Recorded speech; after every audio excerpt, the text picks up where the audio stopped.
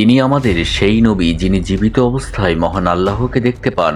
ঠিক একই রাতে হজরত আদম আলাইহাসসালাম, হজরত মুসা আলাইহাসসালাম ও হজরত ঈসা আলাইহাসসালামের সাথে সরাসরি মোলাকাত করেছেন। এই অসম্ভব ঘটনাটি ঘটেছিল সেই শবে মেরাজের পবিত্র রাতে।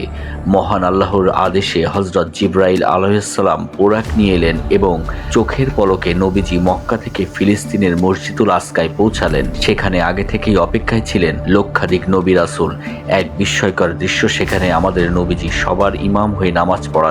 এরপর শুরু হলো মহাকাশে যাত্রা। তিনি 7 আসমান পার হয়ে পৌঁছালেন সিদরাতুল মুনতাহায়। সেখানে হযরত জিবরাইল আলাইহিসসালাম থেমে গেলেন, কিন্তু নবীজি সামনে এগিয়ে গেলেন।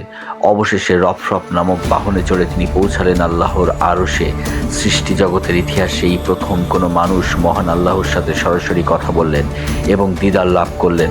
আল্লাহ তার প্রিয় বন্ধুকে উপহার দিলেন 5 ওয়াক্ত নামাজ এবং নবীজি নিজের চোখে দেখলেন জান্নাত ও জাহান্নামের দৃশ্য।